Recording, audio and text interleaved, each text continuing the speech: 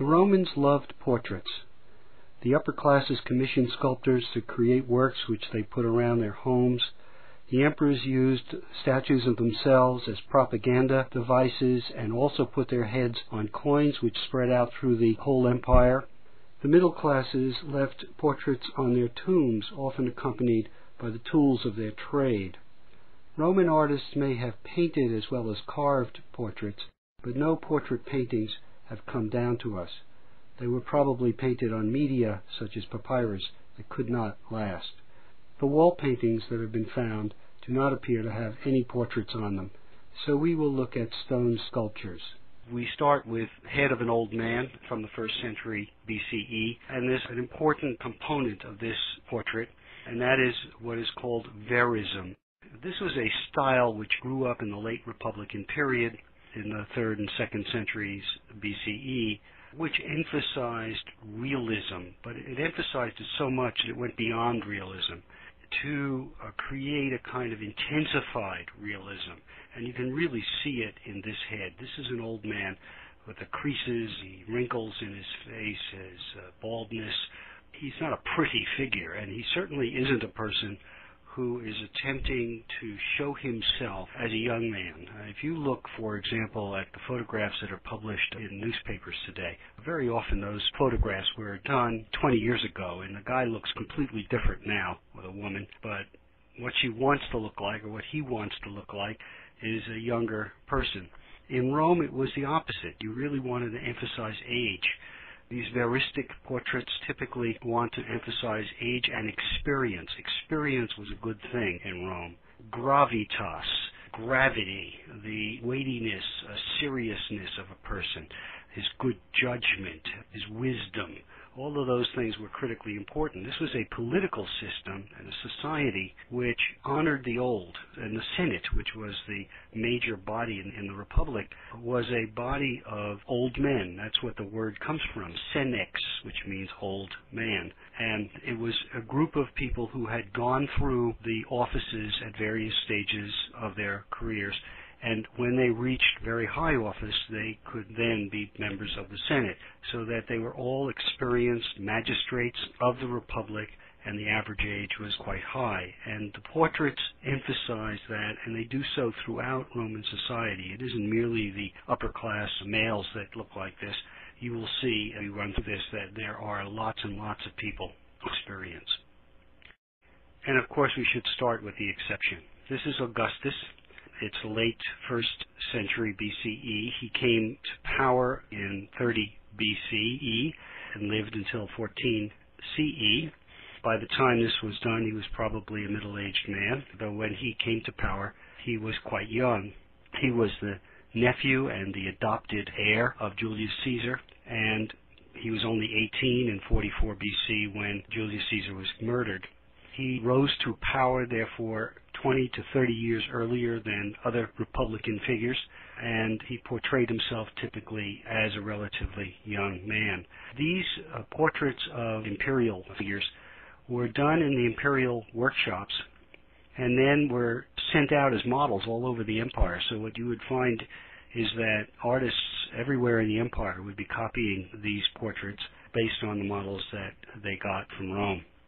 There's an iconography here, that is to say, a set of symbols that are attached to Augustus that you find whenever you see Augustus's statues. One is the toga, which you see here over his head, but also around his neck, and you'll see it in another portrait, which is a full statue in a toga. The toga was the symbol of citizenship. It was a white wool robe that wrapped very elaborately, in some cases, around the body of the citizen. It showed that the person who wore it was a citizen of some standing. You wore a toga to the forum in Rome when you were standing for election, and for that reason, because you were wearing a white toga, you were a candidate. Candidus means white in Latin. And you will always see in portraits of Augustus that he has a broad forehead. That is, he has a tapering face that comes to a fairly narrow chin, that he has a sharp nose, high cheekbones, thin lips. His ears are somewhat prominent. His hairdo is always the same. It's just like this, slightly parted in the center, but basically coming forward, and very full. Augustus never went bald, according to his statues. This is a break with the veristic style. It sets him apart, and of course Augustus was very concerned about setting himself apart. He was the princeps, which means the first citizen of the Republic, and that meant you were the first one who spoke in the Senate. And when Augustus spoke, everyone else said the same thing, because he held all military power in Rome. You will see this again in the next work, I think it's the next work, which is an Augustus Togate. Here is Augustus Togate, that is in the toga. You'll note the similarity of the facial features with the previous example. And this is a very famous figure. It appears to have been done about 12 BCE, which was the year in which Augustus received the office of chief priest of the civic cults. This was an ancient office, very important, terribly honorable. And when he became chief priest, it was such a sacred office that you wouldn't have pushed out the previous holder. You waited until he retired or died, and then you get elected by the Senate. And he was elected then, and it was a very important step in his feeling of authority and domination of the state. And he had this statue done of him. You can see how elaborately the toga is draped. You can see that it does not hide his body. You can see that he has a youthful body. Now in 12 BC, he was already 50 years old, and so he sure as heck didn't look like this. But again, he breaks the veristic tradition and remains young throughout his life. The toga gave dignity to the figure who wore it. In this case, the figure is an actor, Fundilius Ductus, and you can see here, characteristic you'll see again in various works, although not in all of them, and that is a sense of motion. It looks like the figure is in motion here to the left, and it's one thing if the emperor commemorates himself, but you will find that in Rome, everyone commemorated themselves. That celebrating the self, that if you had the wealth to do it, having a statue made of yourself was something that a great many people did, and that was accepted as a socially proper thing to do. In those few cases where someone had dedicated his life to the state and performed great deeds for the state, either as a magistrate or as a general or something, the state could authorize a state-funded statue in a public place. But of course, for most people, they did it themselves. And this self-promotion, you might say, you will see again and again throughout this artistic tradition that we'll be looking at in the next at least two lectures, this one and the next one. Beside the dignified togate version of people, the Romans often portrayed themselves in heroic form, and this is a heroic form of Augustus. He is not entirely nude, although you'll see that the Romans, in fact, when they depicted themselves and others as heroes, were in fact usually entirely nude. But our Augustus was not only young throughout his life, but he was a prude, and he disapproved of the kind of licentious behavior that he found, especially in the upper classes, but really throughout Roman society. And one of the things he attempted to do was to impose moral legislation, behavioral legislation that would control what people consumed, the way they dressed, the way they behaved, and so on. It never worked, of course, but in his own statues he did not appear entirely nude, even though others did, as you will see. Here what you have, and you will have it over and over again, is an idealized body and a veristic head. That is, a head that shows age, the wrinkles and all of the problems that arise with your skin and your muscle tone as you get older. In this case, for a statue of Augustus, this is pretty veristic compared to what he usually authorized. You're also seeing what might be called the pose of command. The right arm in the air was, as you will see, a common gesture of command. And Augustus used it here, but you'd see it over and over again, especially in heroicized statues. This is Trajan, who was emperor from 98 to 117 CE. And here again is the command pose, and in this case It is a military costume that he is portrayed in, and Trajan was a famed military leader. Conquered what is today Romania and parts of what is today, or used to be, Yugoslavia, and was generally recognized as an outstanding military commander and an outstanding governor in general, and an outstanding emperor. You'll notice that his facial features are much more veristic. He does not prettify himself. He portrays himself as a fully grown man and a military leader. His propaganda was being emphasized here, and the propaganda machines of the emperors were quite extraordinary and carried out both by statuary and by coins. The figures on coins, which spread out through the entire empire, carried a message and an image of the emperor that the emperor and his close advisors wanted everyone to accept. Here is a heroicized general from Trajan's period. This would have stood probably in the house of the general himself, showing himself off in all his glory. You can see that, again, he has an idealized, athletic, young body, but his face is older and wiser, more grave, and this is characteristic, as you'll see again and again, but this is much more typical of a heroic figure than what we saw earlier in the statue of Augustus.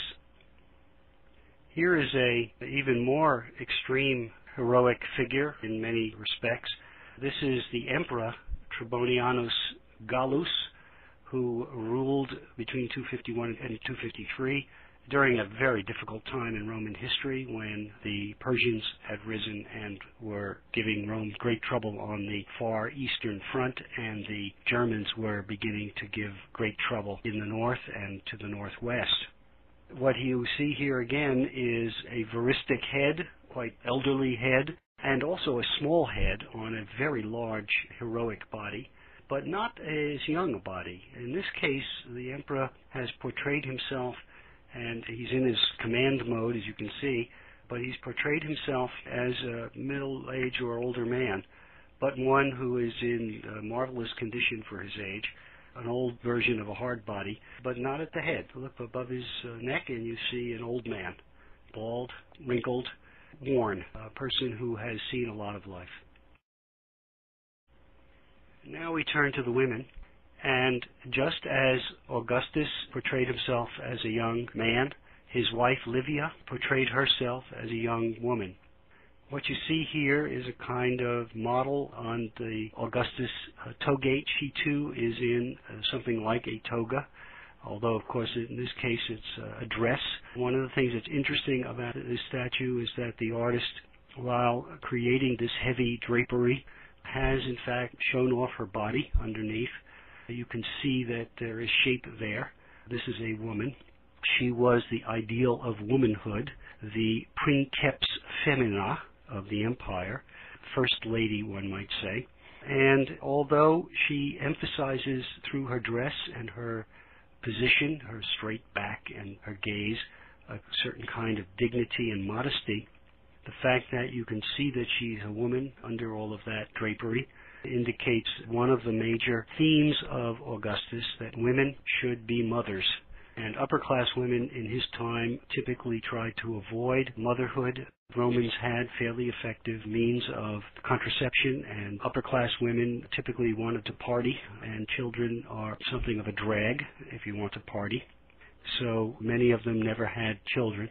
And Augustus, with Livia as his foil, wanted very much to change that, and his laws encouraged motherhood, and the images of his wife encouraged femininity and womanhood and motherhood. One of the things that's interesting about this portrait is the fact that her face, her head, is very classical. It comes out of the classical Greek. Her face is oval, widely spaced eyes. Her hairstyle is quite typical of Romans at this period and for a long time afterwards. Tight curls, sort of segmented and crimped into these sort of rows at the edges. And you'll see very elaborate hairstyles in women's portraits throughout the imperial period. But this is one that recurs over and over again, and particularly among the younger women. Like men, women portrayed themselves in various guises. Girls and women were portrayed as goddesses, and in this case we have a girl portrayed as Diana, the huntress, the goddess of the hunt. She was a virgin figure, not yet old enough for marriage and motherhood, and this girl's portrait appears to capture her likeness, her face, but not, of course, necessarily in her body. It's thought that the statue may commemorate the early death of this young woman before she had reached the age of marriage, and the Romans would have thought that portrayal of this woman, commemoration of this young woman who had not yet achieved womanhood, that it was appropriate to portray her as Diana, capturing her in the essence of her youth. Agrippina the Younger was the mother of Nero, who was emperor from 54 to 68. She was also the wife of Claudius, who ruled from 41 to 54, and she was murdered at Nero's order in 59 CE. This is a veristic head. This is not a beautification of this woman, but a more realistic, perhaps a hyper-realistic version of her. I want you to notice the curls, the hairdo parted in the center, which is typical. Very elaborate, carefully done in ridges of curls. Again, characteristic of Roman style for centuries, actually. This is Matidia, who was the niece of Trajan and the mother of Hadrian's wife. Hadrian was Trajan's successor. It's a type of the formal bust sitting on a little pedestal. I want you to notice that elaborate hairdo. That is not a headdress, but rather a hairdo done up. And when the empresses or members of the imperial family did this to their hair, what you would find is that the statues would be made in the imperial palace and sent out all over the empire for copying and use as models, but what also got modeled was the hairdo. And you'd find then women everywhere in the empire copying this hairdo, which must have taken hours and hours and hours to put together. We'll see other versions of it a little later, because this is another one that was widespread and long-lasting. This is another version of that hairdo, not the same exactly, but very similar, seen from a three-quarter rear view, early 2nd century CE, so roughly at the same time as the one that was done of Matidia. You'll note the braiding in the back and the propping up of the hair in the front. I confess to not knowing how that sort of thing is done. If the Romans had hair goo, it was probably made of something that would stink after a little while, like butter. The Germans used butter to slick down their hair, and they weren't pleasant to be around after a little while in the sun. Here, what you might well be seeing is the use of extra hair pieces. The Romans used what my wife tells me are called extenders, human hair that was braided and then attached to their own hair to give them the appearance, at least, of having extraordinarily long hair that they might have well have been able to sit on when they in fact did not.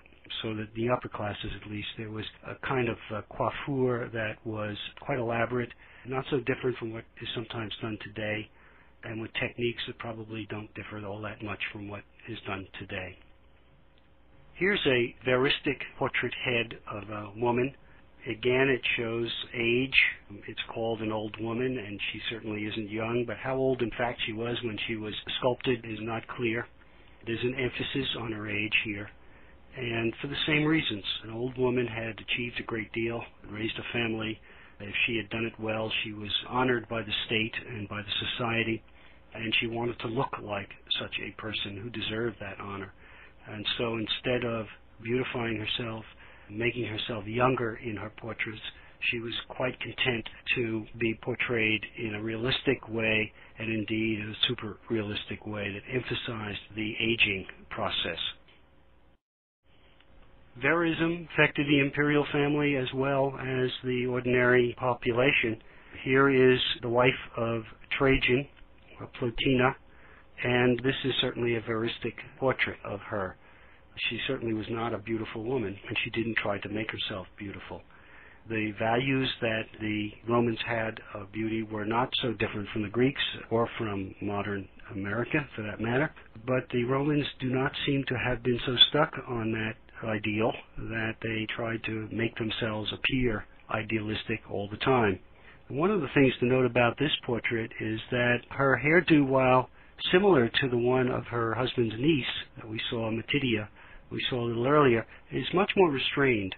And the message here, and you must always imagine that these portraits of the imperial family had a message, that the message here from the wife of the emperor was that she was engaged in things that were more important than sitting for hours and hours to have her hair done. This is not a slapdash kind of hairdo, but it's nothing like what we have seen recently in these portraits. And in that context, it's quite restrained, plain, and straightforward. And I think that's part of the political message that was being sent, that this was an empress and an emperor who were engaged in the business of the state and were not just living a high life. This is an older portrait, a portrait of a young woman from the 1st century BCE. And I included it here partly because it's a beautiful piece of work and she was a beautiful girl, but also to show you something else that was going on. Here you can see that the hairdo is sort of matted down and minimized. And what actually is happening here is that this young figure would have been supplied with a headdress, a metal headdress. There were attachments for it on her head. You can see that her ear is pierced, that she had earrings. You can see traces of jewelry that would have been around her neck. And so you have here this kind of a composite work. It isn't done merely in stone. It is done up, in a sense, the way a person might be done up. And in that regard, much more realistic. Among other things, her eyes, which you can see here are hollow, had glass paste in them so that they looked realistic. And so you get a very realistic portrait of this young woman. What its purpose was, who she was, nobody, of course, knows. It may have been a funeral portrait. Here's another portrait of a young woman from the same period as the previous one. You can see again that the hairdo is somewhat subdued. It may well be that in this period the young women did not do up their hair the way their elders did. In this case, I think you can see the verism. This is a young woman. She's not wrinkled or anything, but she's also not gorgeous. She's not made into a classical figure. She's certainly not like Livia's portrait of 20 or 30 years later. This looks like an attempt to render what a person actually looked like. This is a portrait that is not unique. It is, in fact, very common, and it's the female representation of the heroic figure. In this case, it's a woman named Marcia Fernilla as Venus. It's in the latter part of the 1st century CE. And you would find many examples of exactly this pose. Typically, the women have one hand covering a breast and the other covering the vulva. But they are nude, and they are in a divine representation here. The face is regarded as a portrait of the woman, and this might well have been shown in her house, where her visitors would have seen her in this guise. The Romans were not modest the way modern Americans and Europeans and most Asians and so on are. Most people in the world today are. And the representation here is of a relatively young woman, not a girl certainly. And who knows whether Marcia's body really looked like this, but in the idealized form, heroic form, that's what it looked like. Or that's what she wanted everyone to think it looked like.